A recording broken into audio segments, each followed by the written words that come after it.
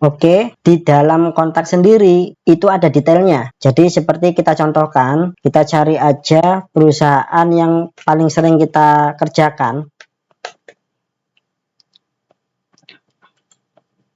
Oke, misalkan Agincode Resource ini ya, teman-teman. Kita akan lihat ke dalam detail datanya. Di sini adalah informasi detail terkait Agincode Resource. Dan di dalam menu kontak sendiri atau di dalam detail kontak ini itu ada pengaturan shipper and consignee atau pengirim dan penerima. Untuk pengirim dan penerima di sini kita bisa tambahkan pengirimnya siapa, penerimanya siapa melalui tombol add di sini. Jadi kalau memang dari kontak itu belum dimasukkan, seumpama penerimanya belum ada di kontak, maka kita bisa tambahkan langsung dari form ini. Form pengisian data customer. Tetapi jika kontaknya itu sudah diinputkan sebelumnya di kontak, itu bisa kita pilih di choose dari kontak. Lalu kita akan ke halaman baru. Jadi di sini lebih simpel karena kontaknya sudah dimasukkan sebelumnya. Jadi nama kontaknya apa yang mau ditambahkan? Dia bisa jadi pengirim, juga bisa jadi penerima. Seumpama kita pilih antar lintas Sumatera, ini jenis alamat antar lintas Sumatera itu apa? Misalkan gudang. Kita juga bisa memilihkan customer tagihnya siapa. Jadi seumpama kontaknya antar lintas Sumatera ini sebagai pengirim, jika antar lintas Sumatera ini akan mengirimkan untuk Agincode Resource, itu nagihnya ke siapa. Jadi bisa dipilih, bisa ke Agincode sendiri atau bisa ke lainnya. Misalkan ke Agincode sendiri, maka kita pilih Agincode Resource. Kalau misalkan ke lainnya, itu bisa kita pilih yang lain. Lalu jika sudah, nanti kita bisa save, maka untuk hasilnya nanti seperti ini. Jadi ini nanti korelasinya itu akan terhubung dengan ketika kita membuat job file dan juga sub job file serta invoicing nanti.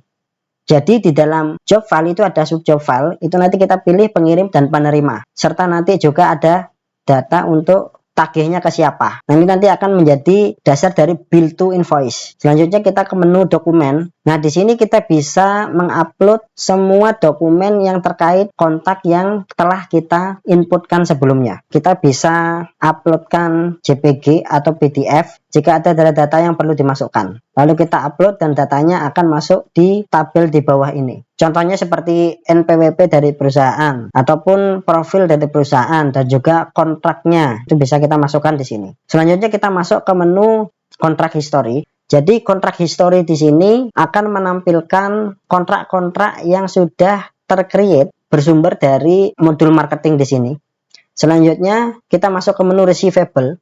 Oke, jadi untuk tabel ini berasal dari finance accounting berdasarkan transaksi yang telah tercatat atas kontak Agincode Resource. Nah, saat ini kan kosong ya. Kita coba cari di bagian finance accounting yang ada receivable-nya.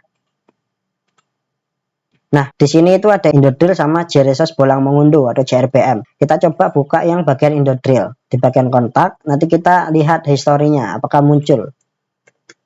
Indodrill Indonesia yang pakai IDR. Di sini kenapa ada dua, teman-teman? Seperti yang saya jelaskan tadi, kalau memang nanti perusahaan ini itu menggunakan mata uang kurs yang berbeda, nanti kita buatkan kontak yang berbeda. Seperti ini. Jadi yang satu ini pakai IDR, yang satu lagi pakai SGD Singapura Dollar. Sehingga nanti perlu dibuatkan dua kontak seperti ini. Oke, kita lanjut lagi, kita masuk ke detailnya, kita lihat receivable-nya.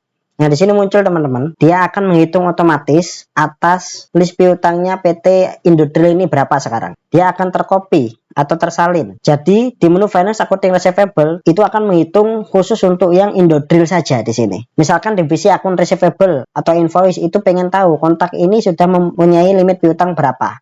Oke, akses customer channel. Jadi untuk menginputkan akses, jika nanti memang mau digunakan untuk customer channelnya Transkontinent, maka kita masukkan passwordnya di sini, email dan password. Sehingga nanti yang di-share nanti kepada customer itu adalah email sama passwordnya yang kita buat. Sehingga customer bisa login untuk melihat invoice-nya berapa. Atau mungkin lebih simple, jika pada saat nanti brand Jakarta itu menggunakan digital, maka akses customer channel ini kita kasihkan ke customer agar mereka tahu nanti invoice apa saja yang akan ditagihkan ke kita itu apa aja. Mereka akan tahu invoice yang dia punya hutang kepada Transkontinent itu berapa sih. dia sudah bisa lihat di sini. Itulah fungsi customer channel. Tidak hanya invoicing, berikut juga dengan surat jalan, job file, quotation, inquiry, dan juga kontrak nanti ya. Itu nanti mereka akan tahu tergantung dari apa yang kita akan kasih akses ke mereka. Jika kita kasih invoice saja, maka yang lain akan kita hidden. Kita bisa atur itu teman-teman. Untuk hak akses apa yang nanti akan kita kasih ke mereka, menu-menu apa saja yang akan kita kasih. Itu untuk customer channel.